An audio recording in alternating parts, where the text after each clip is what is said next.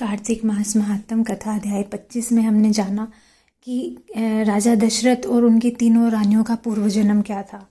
और 26वें में जाना कि चौल देश का राजा और ब्राह्मण के बीच में स्पर्धा लगी कि कौन भगवान विष्णु को जल्दी और अधिक प्रसन्न करता है। अब जानते हैं 27वें अध्याय में आगे। बोले श्री कार्तिक मास की जय, श्री श्री लक्ष्मी नारायण की जय, श्री श्री राधा कृष्ण की जय। गणों ने कहा कि विष्णुदास एक दिन भोजन तैयार करके भक्ति में तल्लीन था कि कोई उसका भोजन चुरा ले गया, लेकिन सायंकाल की आराधना हो सके और व्रत भंग ना हो, इसलिए उसने उस दिन दोबारा भोजन तैयार नहीं किया। श्री नारद जी ने कहा कि हे राजन, इस तरह लगातार 7 दिन तक कोई दूसरा भोजन चुराता रहा।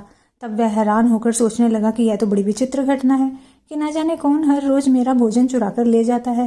फिर भी इस देवस्थान को छोड़ना नहीं चाहिए। अगर मैं भोजन बनाकर खा लेता हूँ तो देर हो जाएगी और पूजा छूट जाएगी, अतः मुझे भोजन बनाकर तुरंत खाना नहीं चाहिए। बिना भगवान को भोग लगाने के वैष्णवों को भोजन नहीं करना चाहिए। अगर 7 दिन बिना भोजन के बीत गए तो आज का दिन और सही। आज मैं भलीभांति भोजन की रक्षा करूंगा और देखूंगा कि हर रोज इसे कौन चुरा कर ले जाता है। ऐसा सोचकर विष्णुदास भोजन तैयार करके भोजन के पास ही छिपकर बैठ गया। उसने थोड़ी देर के बाद देखा कि वहां पर एक चंडाल आया जिसका शरीर बहुत दुर्बल था। उसके शरीर पर केवल चमड़ी ही चमड़ी दिखाई देती थी। जब वह चंडाल भोजन चुराकर चल दिया तो विष्णुदास ने उसे पुकारा, हे भाई, यह रूखा भोजन ले जाकर क्या करोगे? घी तो लेते जाओ। ऐसा करके वह श्रेष्ठ ब्राह्मण आगे को बढ़ा। विष्णुदास को अपनी ओर आता देखकर वह चंडाल तेजी से दौड़ने लगा। वह ब्राह्मण से डर गया, लेकिन दुर्बलता के कारण दौड़ तो ना सकता था, अतः वह भूमि पर गिर गया और मूर्छित हो गया। चंडाल को मूर्छित देखकर विष्णुदास लपक कर उसके पास पहुंचा और अपने वस्त्र से उस पर हवा करने लगा। और इसके बाद उसने जो कुछ देखा उसे देखकर वह आश्चर्यचकित रह गया। उसने देखा कि उसके सम्मुख शंख, चक्र, गदा, पद्म, पीतांबरधारी, चतुर्भुजी रूप, अलसी के फूल के समान कांति वाले, छाती में कौस्तुभ माला से सुशोभित साक्षात श्री भगवान विष्णु खड़े हैं। भगवान का दर्शन करके सात्विक भाव से मुक्त वह ब्राह्मण श्रेष्ठ उनकी स्तुति और प्रणाम कुछ ना कर सका। वहीं पर सब इंद्र आदि देवता भी उपस्थित हो गए और गंधर्व तथा अप्सराएं आकर गीत गान करने लगी तथा नृत्य करने लगी। ब्राह्मण उन्हें प्रणाम करने के लिए उतावला हुआ, त्यों ही वहां संपूर्ण देव, गंधर्व और अप्सराएं आ गई। विष्णु भगवान ने अपना स्वरूप ब्राह्मण को प्रकट कर उसका आलिंगन किया और दिव्य विमान में बिठाकर उसे बैकुंठ ले गए। दिव्य विमान में ब्राह्मण को विष्णु के साथ जाते हुए चोल राजा ने भी देखा। उसने अपने गुरु आचार्य मुद्गल को कहा कि मैंने तो यज्ञ आदि किए हैं, ये सब व्यर्थ हुए। जितनी दान दक्षिणा मैंने ब्राह्मणों को दी वह असफल हुए। विष्णु भगवान के दर्शन नहीं हुए। विष्णुदास ब्राह्मण ने केवल श्रद्धा से भक्ति की, उसके प्रभाव से विष्णु भगवान ने आकर उसको दर्शन दिए। इसलिए भक्ति ही सर्वोपरि है। मुझे भगवान के दर्शन के लिए काज त्याग कर भक्ति करनी चाहिए। राजा कोई पुत्र ना होने के कारण अपने भांजे को राजगद्दी का उसने अधिकारी बना दिया और आप विष्णु भगवान की भक्ति करने लगा। बहुत काल तक भक्ति करने के बाद भी विष्णु ने दर्शन नहीं दिए तो वह अग्नि कुंड में कूद पड़ा।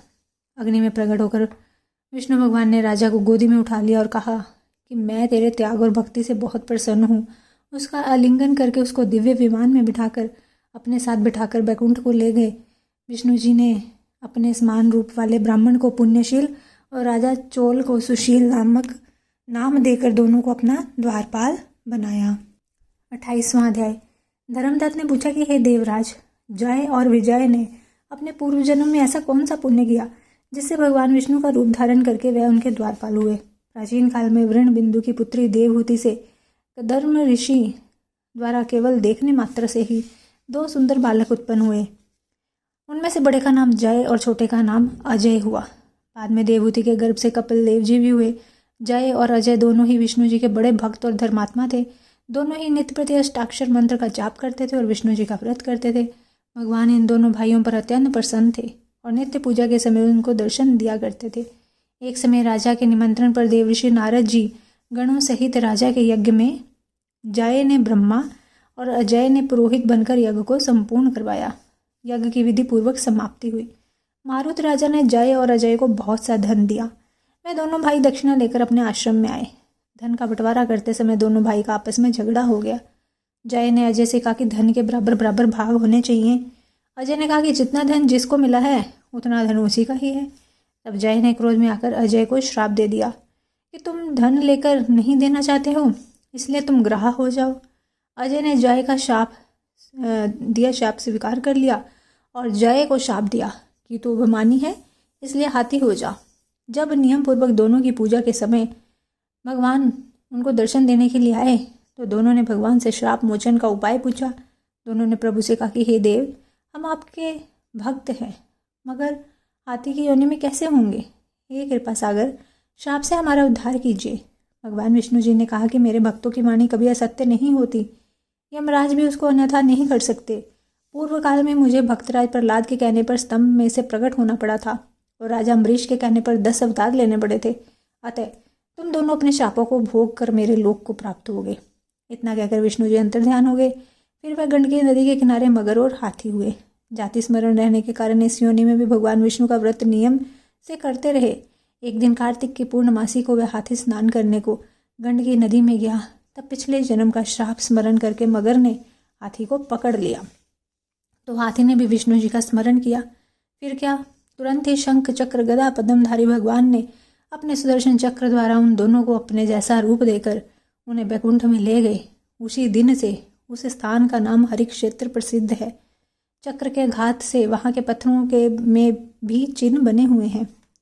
वे दोनों जय और अजय के नाम से आज तक संसार में प्रसिद्ध हैं।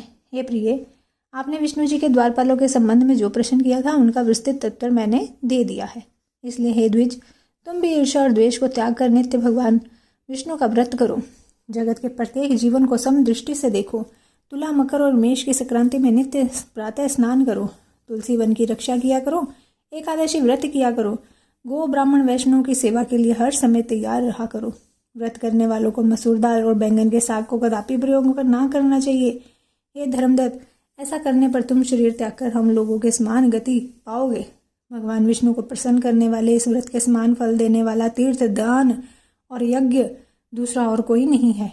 हे विप्र, तुम धन्य हो, क्योंकि तुमने भगवान विष्णु को प्रसन्न करने वाला व्रत किया है, जिसका आधा फल तुमने कलह को दिया है।